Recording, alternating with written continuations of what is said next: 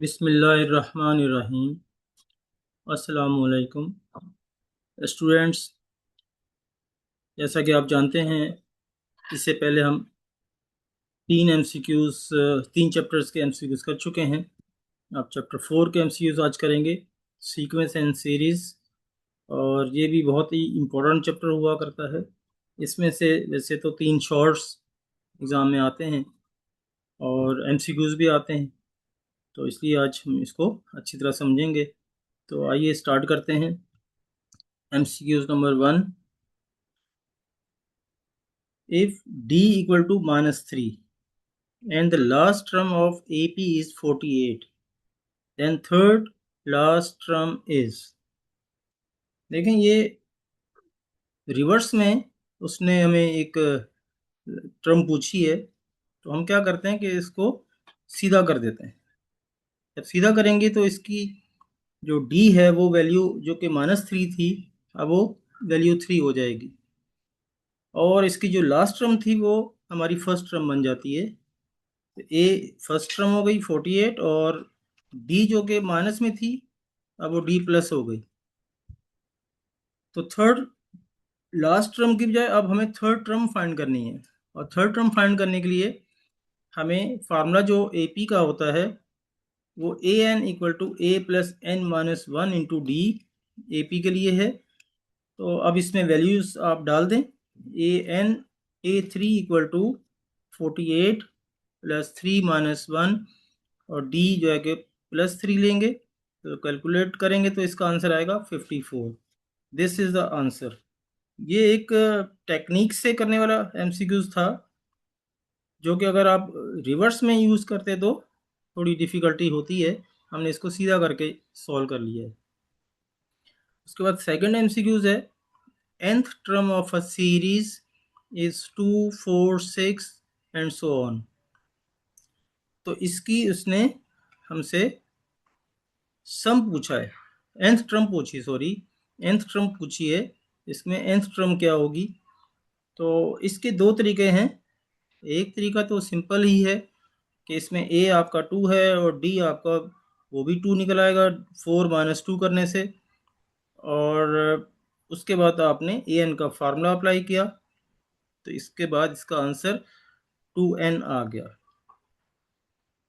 n तो उसने बताया नहीं कौन सी टर्म फाइंड करनी, तो nth टर्म का मतलब है n ही यूज़ करना है n की जगह, तो इसका आंसर आ गया 2n। दूसरा एक आसान तरीका ये है कि इस सीरीज में से हम 2 कॉमन ले लेते हैं। जब 2 कॉमन लेंगे तो ये 1 प्लस 2 प्लस 3 नेचुरल नंबर की सीरीज बन जाती है, और नेचुरल नंबर का अगर आप सम निकालते हैं तो ये n आता है इसका आंसर।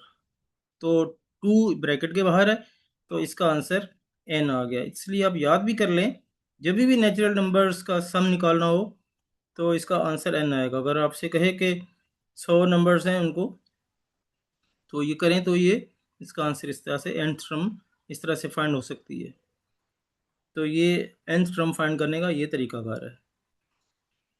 तो इसका आंसर 2n है। दोनों में से जो भी आप करना चाहें तरीका, ये ट्रिकी तरीका है जो टाइम सेविंग है, और ऊपर वाला लॉजिकल तरीका है जो हम यूज़ करते हैं फॉर्मल तरीके से।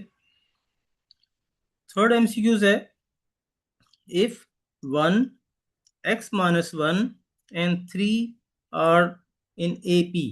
ये उसने जनरलाइज फॉर्म में एक टर्म दे दी है, 1 है, और ये जनरलाइज फॉर्म में x माइनस 1 और 3, x हमें पता नहीं है कि क्या है, तो कहता है कि ये 3 नंबर हैं वो आपस में ए पी के अंदर है, तो x फाइंड करने को कह रहा है। तो आप क्या करेंगे, इन 3 टर्म का डिफरेंस निकाल लेंगे, x माइनस 1 माइनस 1 और 3 माइनस x माइनस 1। तो ये डिफरेंस हमने कर दिया। इस लॉजिक को दिमाग में रखते हुए कि हर टर्म का डिफरेंस होता है वो सेम होते हैं आपस में, कंसेक्टिव टर्म्स का जो सम ये डिफरेंस है वो सेम होता है, इसलिए हमने इसको उस लॉजिक के तहत ये d2 माइनस d1 किया, और d2 माइनस d1, और सॉरी ए थ्री माइनस ए2 माइनस ए1 किया, और ए3 माइनस ए2 किया। तो इस तरह से इसको सॉल्व करने के बाद हमारे पास आंसर आ गया x इक्वल टू 2। तो ये इसका आंसर है। और उसके बाद क्वेश्चन नंबर 2 के क्वेश्चंस हैं, the sum of first n natural numbers is 15 and sum of the first n plus 1 natural number is 21, then n is, ये MCQ पुरानी बुक में था बहुत 1996 की। तो ये आप वैसे तो अगर हल करते हैं तो बहुत लंबा क्वेश्चन है, तो इसको ट्रिकी तरीके से आप इस तरह से ही याद रख सकते हैं कि इसमें से काउंट कर लें और माइनस करके ये लिख दें आंसर इसका। इसको याद कर लें, वैसे ये आपकी बुक में तो है नहीं, अब इसका आने का भी चांस नहीं है, तो आप इसको ऐसे याद रख लें। Choose the correct answer.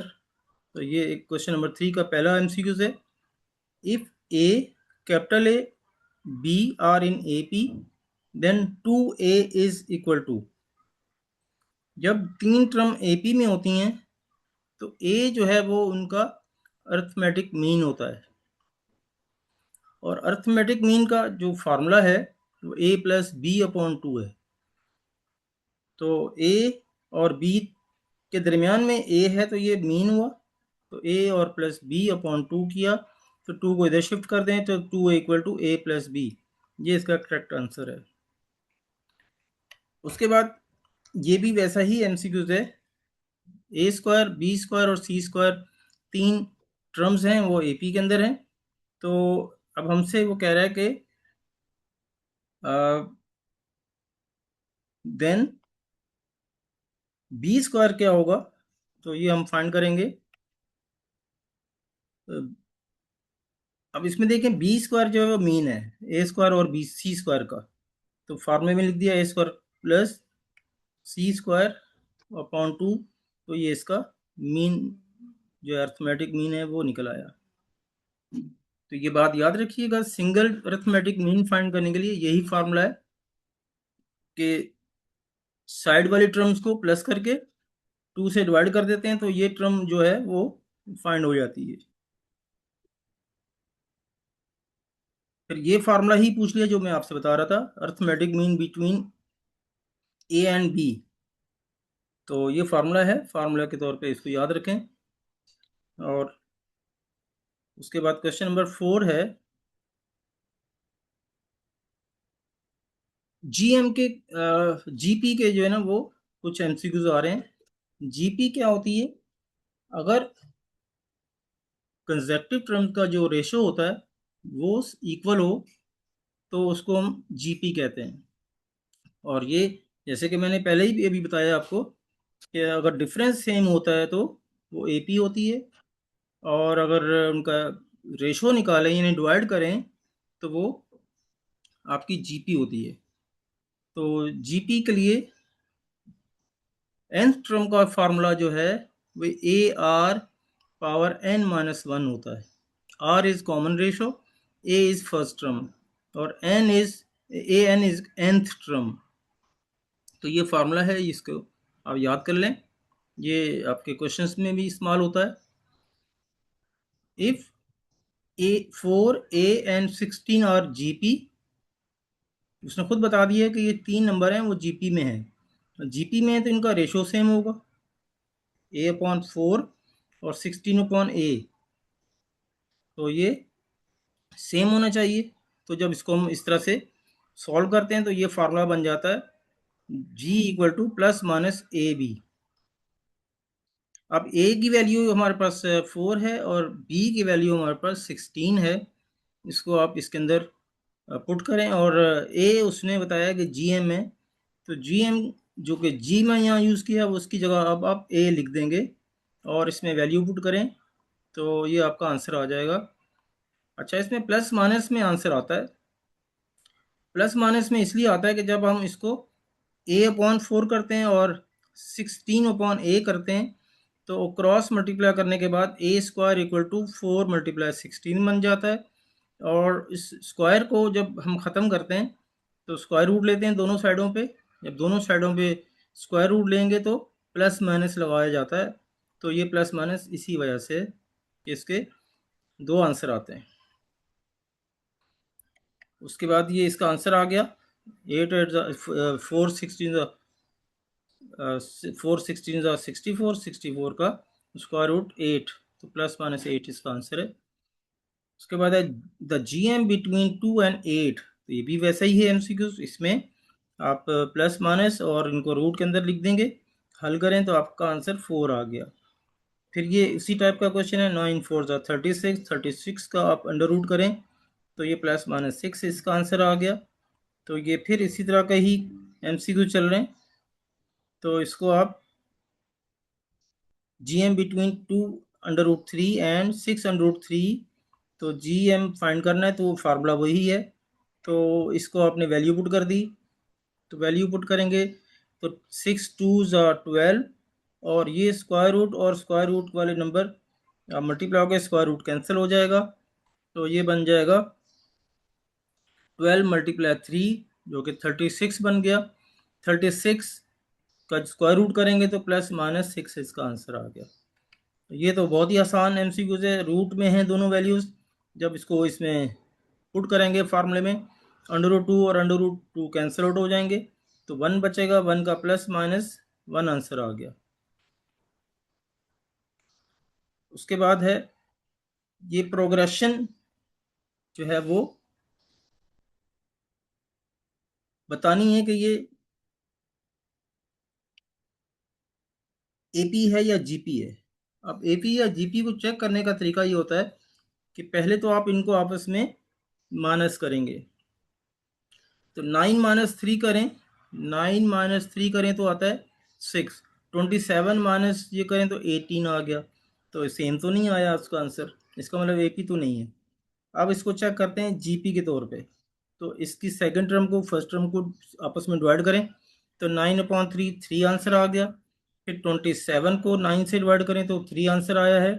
तो इसका मतलब है इसका कॉमन रेशो ये सेम आ रहा है, देखिए ये मैंने शो किया हुआ है, और कॉमन रेशो सेम आ चुका है। तो इसका मतलब है ये जीपी है, ये प्रोग्रेशन जो है या सीक्वेंस जो है वो एक जीपी बन रही है। उसके बाद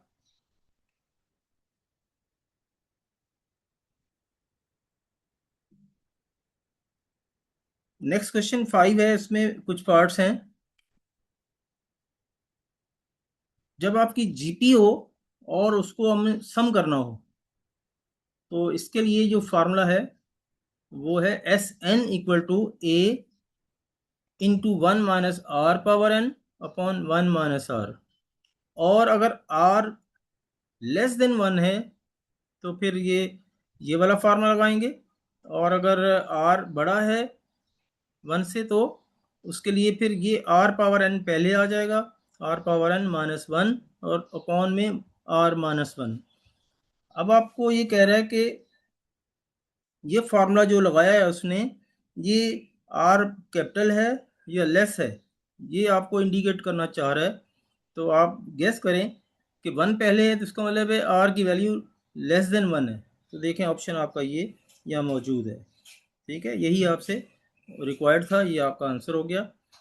उसके बाद है 1 - 1/3 + 1/9 इज, तो ये भी आपसे पूछ रहा है कि ये जीपी है या एपी है, तो आपको गेस करना है। अगर इनको माइनस करेंगे, -1/3 -1 और 1/9 माइनस इंटू -1/3, तो ये सेम आंसर नहीं आएगा।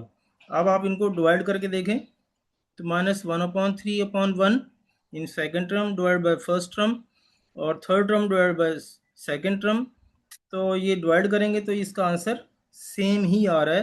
पहला वाला आर भी सेम आया -1/3, दूसरा जो है रेशो वो भी सेम आ गया। इसका मतलब है ये आपकी जीपी है।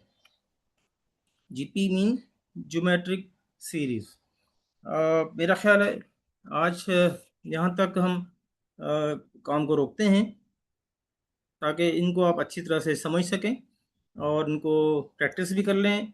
और इनको प्रैक्टिस करने के बाद कुछ रिजल्ट ऐसे होते हैं जो दिमाग में बिठाने भी होते हैं, ताकि बहुत जल्दी में आप ये काम वहाँ पे कर सकें। 20 मिनट में एमसीक्यूज़ 20 करने होते हैं, तो टाइम सेव करना होता है।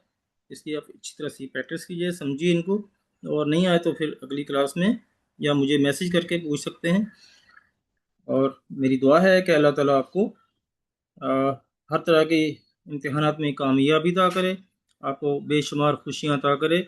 और आप तमाम से रिक्वेस्ट है कि इस चैनल को सब्सक्राइब करें और लाइक और शेयर करें और अपने कमेंट्स उसमें ज़रूर लिखा करें।